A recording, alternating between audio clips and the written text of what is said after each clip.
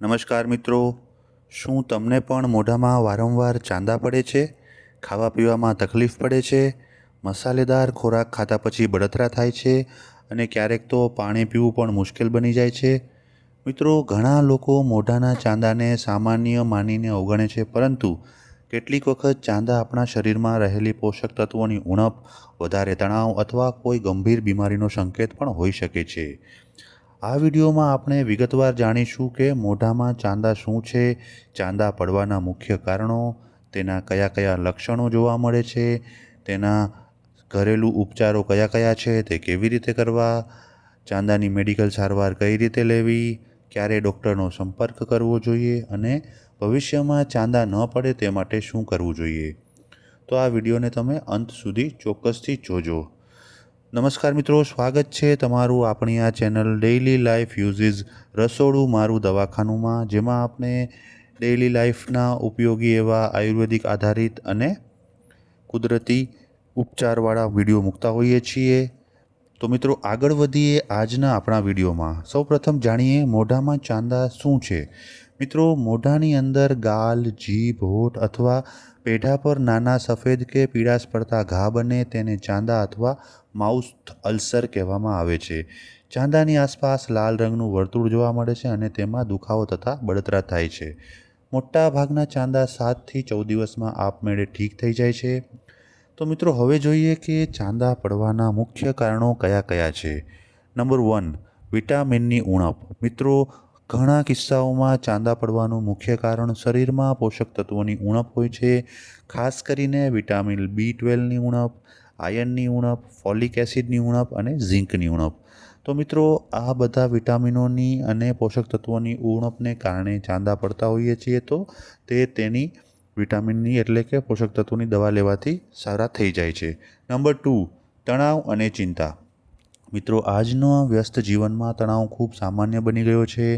વધારે ચિંતા, માનસિક દબાણ, ઊંઘની અછત વગેરે મોઢામાં ચાંદા થવાની સંભાવનાને વધારી શકે છે. નંબર 3, મસાલેદાર અને ગરમ ખોરાક. મિત્રો, વધારે મરચાં, ગરમ ચા, ગરમ કોફી, જંક ફૂડ વગેરે ખાવાથી મોઢાની અંદરની ત્વચા નુકસાન પામે છે અને ચાંદા પડી શકે છે. નંબર 4, દાંતથી થયેલી ઈજા. મિત્રો, ક્યારેક ગાલ કરડી જવો, બ્રશ જોરથી કરવો, તૂટેલો દાંત, ખોટી ડેન્ચર વગેરે મોઢાની અંદરના ભાગમાં ઘા કરી શકે છે. તેના કારણે માઉથ અલ્સર એટલે કે મોઢામાં ચાંદા પડી શકે છે. નંબર 5, પેટની સમસ્યાઓ. મિત્રો, કબજિયાત અને પાચન તંત્રની ગડબડ પણ ચાંદા માટે જવાબદાર બની શકે છે. જો પેટ વારંવાર ખરાબ રહેતું હોય તો ચાંદાની સમસ્યા વધે છે. નંબર 6, પાણી ઓછું પીવું. મિત્રો, શરીરમાં પાણીની ઉણપ થવાથી મોઢાની અંદરની ત્વચા સૂકી પડે છે. તેના કારણે ચાંદા થવાની શક્યતાઓ વધી જાય છે. નંબર 7, હોર્મોનલ ફેરફાર. મિત્રો, ખાસ કરીને મહિલાઓમાં માસિક ચક્ર, ગર્ભાવસ્થા, હોર્મોનલ બદલાવ વગેરે ચાંદાની સમસ્યા વધારી શકે છે. Number 8, allergy. કેટલાક લોકોને ચોક્કસ ખાદ્ય પદાર્થોથી એલર્જી હોઈ શકે છે, જેમ કે ચોકલેટ, સૂકા મેવા, સાઇટ્રસ ફળો, જેના કારણે પણ મોઢામાં ચાંદા પડી શકે છે. નંબર 9, તમાકુ અને ધૂમ્રપાન. મિત્રો, તમાકુ અને સિગારેટ મોઢાની અંદરની નાજુક ત્વચાને નુકસાન પહોંચાડે છે, આથી વારંવાર ચાંદા પડી શકે છે. નંબર 10, કેટલીક બીમારીઓ. મિત્રો, ચાંદા નીચેની બીમારીઓનું લક્ષણ પણ હોઈ શકે છે, એટલે કે આ બીમારીઓનું લક્ષણ પણ હોઈ શકે છે, જેમ કે coeliac disease, Crohn's disease, ulcerative colitis, HIV infection, autoimmune disorders. તો મિત્રો, હવે જાણીએ કે ચાંદાના મુખ્ય લક્ષણો કયા છે. મિત્રો, ચાંદા પડતા પહેલાં કેટલીક વ્યક્તિઓને ઝણઝણાટી, બળતરા, ખંજવાળ જેવી લાગણી થઈ શકે છે. પછી ચાંદા પડ્યા પછી સફેદ કે પીળો ઘા થાય છે, લાલ કિનારી થાય છે, દુખાવો થાય છે, ખાવા પીવામાં તકલીફ થાય છે, બોલવામાં પણ તકલીફ જોઈ શકાય છે. તો મિત્રો, હવે જોઈએ ચાંદાના પ્રકાર. મિત્રો, ચાંદાના પ્રકાર આ પ્રમાણે છે. માઇનોર અલ્સર, જે સૌથી સામાન્ય પ્રકાર છે, જેમાં ચાંદાના ઘા નાના હોય છે, 1થી 2 અઠવાડિયામાં ઠીક થઈ જાય છે અને નિશાન છોડતા નથી. મોટાભાગના લોકોને આ પ્રકારના માઇનોર અલ્સર્સ થતા હોય છે. હવે જોઈએ બીજો પ્રકાર, એટલે કે મેજર અલ્સર્સ. મિત્રો આ ચાંદા કદમાં મોટા હોય છે, વધુ દુખાવાવાળા હોય છે અને સાજા થવામાં વધુ સમય લેતા હોય છે. નંબર 3, હર્પીટિફોર્મ અલ્સર્સ, એટલે એક સાથે ઘણા નાના ચાંદા થવા અને ભેગા થઈને મોટો ઘા બનાવે છે. તો આ પ્રકારના ચાંદાને હર્પેટિફોર્મ અલ્સર્સ કહેવામાં આવે છે. મિત્રો હવે જોઈએ ચાંદાના ઘરગથ્થુ ઉપાયો. નંબર 1, મીઠાના પાણીથી કોગળા કરવા. મિત્રો એક નાના ગ્લાસ નવા શેકા પાણીમાં અડધી ચમચી મીઠું નાખો. દિવસમાં 3થી 4 વાર કોગળા કરો. આ સોજો ઘટાડવા માટે મદદરૂપ બને છે. નંબર 2, મધ. મિત્રો મધમાં કુદરતી એન્ટીબેક્ટેરિયલ ગુણ હોય છે. ચાંદા પર થોડું મધ લગાવો અને દિવસમાં 3 વખત તેનો ઉપયોગ કરો. નંબર 3, નારિયેળ તેલ. નારિયેળ તેલ સોજો ઘટાડવામાં મદદ કરે છે. કોટન વડે ચાંદા પર નારિયેળ તેલ લગાડવાથી રાહત થાય છે.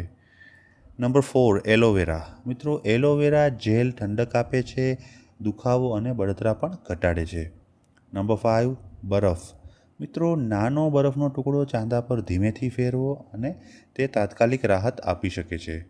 નંબર 6, દહીં. મિત્રો દહીંમાં સારા બેક્ટેરિયા હોય છે જે મોઢાનું સ્વાસ્થ્ય સુધારે છે.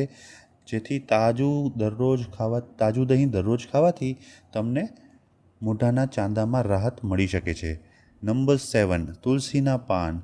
મિત્રો તુલસીમાં એન્ટિસેપ્ટિક ગુણ હોય છે જે 4થી 5 પાન ચાવીને ખાવાથી તમારા મોઢાના ચાંદા મટાડવામાં મદદ કરે છે. મિત્રો હવે જોઈએ કયા ખોરાક ખાવા જોઈએ. ચાંદા પડ્યા હોય તે દરમિયાન તમે આ ખોરાક ખાઈ શકો છો: કેળા, દહીં, ખીચડી, દૂધ, લીલા શાકભાજી, પપૈયું, છાશ, ઓટ્સ અને બીજા નરમ ખોરાક. હવે મિત્રો જાણીએ કે કયા ખોરાક ટાળવા જોઈએ. તો ચાંદા થયા હોય તો મરચાં, અથાણાં, કોલ્ડ ડ્રિંક્સ, વધારે ગરમ ખોરાક, તમાકુ, સિગારેટ, દારૂ, વધારે ખાટા ફળો ન ખાવા જોઈએ. મિત્રો મેડિકલ સારવારની વાત કરી લઈએ. જો ચાંદા ખૂબ દુખાવો આપે તો ડૉક્ટરની પાસે જવું જોઈએ અને ડૉક્ટર આ પ્રમાણે સારવાર આપી શકે છે. જેમાં સૌપ્રથમ માઉથ જેલ આપે, પછી એન્ટિસેપ્ટિક માઉથવોશ આપી શકે છે, વિટામિન સપ્લિમેન્ટ્સ આપે છે, પેઇન રિલીફ માટે મેડિસિન્સ આપે છે અને ઘણી વખત સ્ટીરોઇડ પ્રિપરેશન જો જરૂર હોય તો ડૉક્ટર આપતા હોય છે. તો મિત્રો ડૉક્ટરની સલાહ વગર આ દવાઓ ન લેવી જોઈએ. તમારે ઘરગથ્થુ ઉપચાર તમે કરી શકો છો શરૂઆતના ભાગમાં, પણ જો તમને તેનાથી ફરક ન પડે, લાંબા સમય સુધી આ ચાંદા રહે તો ડૉક્ટરની સારવાર લેવી જોઈએ. મિત્રો ચાંદા 2 અઠવાડિયા કરતાં વધુ સમય રહે તો ડૉક્ટર પાસે જવું જોઈએ. ખૂબ મોટા હોય એટલે કે ચાંદાનું કદ વધારે હોય અને વારંવાર પડતા હોય, તમને ચાંદા પડવા દરમિયાન તાવ આવતો હોય, તમારું વજન ઘટી જતું હોય, ગળવામાં એટલે કે કોઈપણ ખોરાકને ગળે ઉતારવામાં તકલીફ થતી હોય અને મોઢામાંથી જો લોહી આવતું હોય તો તે વધુ ગંભીર છે. ત્યારે તમારે ડૉક્ટર પાસે ચોક્કસપણે જવું જોઈએ. હવે મિત્રો જાણીએ કે ચાંદા ન પડે તે માટે શું કરવું જોઈએ. નંબર 1, પૂરતું પાણી પીવું. મિત્રો દરરોજ 2થી 3 લીટર પાણી પીવું જોઈએ. નંબર 2, સંતુલિત આહાર લો. વિટામિન B12, આયર્ન અને ઝીંકથી ભરપૂર ખોરાક લેવાથી મોઢાના ચાંદા પડતા નથી. નંબર 3, તણાવ ઘટાડો. યોગ, ધ્યાન, પ્રાણાયામ ચાંદા ઘટાડવામાં અને સ્વસ્થ જીવન જીવવામાં ખૂબ જ મદદરૂપ બને છે. નંબર 4, સારી ઊંઘ લો. મિત્રો દરરોજ 7થી 8 કલાક પૂરતા પ્રમાણમાં ઊંઘ લેવાથી ચાંદા પડતા નથી. નંબર 5, મોઢાની સ્વચ્છતા રાખો. દિવસમાં 2 વખત બ્રશ, નિયમિત ફ્લોસિંગ અને સ્વચ્છ મોઢું ચાંદા અટકાવવામાં મદદરૂપ બની શકે છે. નંબર 6, તમાકુ છોડો. તમાકુ અને ધૂમ્રપાનથી દૂર રહો. તો મિત્રો મોઢામાં ચાંદા સામાન્ય રીતે જોવા મળતી સમસ્યા છે, પરંતુ જો તે વારંવાર થાય અથવા લાંબા સમય સુધી રહે તો તેને અવગણવી જોઈએ નહીં. યોગ્ય આહાર, પૂરતું પાણી, તણાવનું નિયંત્રણ અને મોઢાની સારી સ્વચ્છતા, તેના દ્વારા મોટાભાગના ચાંદાથી બચી શકાય છે. જો તમને આ વિડીયો ઉપયોગી લાગ્યો હોય તો લાઈક કરો, શેર કરો અને તમારા પરિવાર અને મિત્રોજનોને તમે ચોક્કસથી મોકલો. મિત્રો તમે આ ચેનલ પર નવા હો અથવા ચેનલને સબસ્ક્રાઈબ ન કરી હોય તો કૃપા કરી સબસ્ક્રાઈબ કરો. બાજુમાં આપેલા બેલ આઇકન ઉપર ક્લિક કરી ઓલ બટન દબાવી દો, જેથી આવનારા તમામ વિડીયોઝની તમને ઇન્સ્ટન્ટ નોટિફિકેશન મળતી રહે. મિત્રો તમે અન્ય કોઈ વિષય ઉપર જો વિડીયો જોવા માગતા હો તો મને કોમેન્ટમાં લખો. હું તે વિડીયો બનાવવા માટે ચોક્કસ પ્રયત્ન કરીશ. તો મિત્રો ફરી મળીશું નવા વિડીયો સાથે, નવી ઉર્જા સાથે. ત્યાં સુધી આવજો.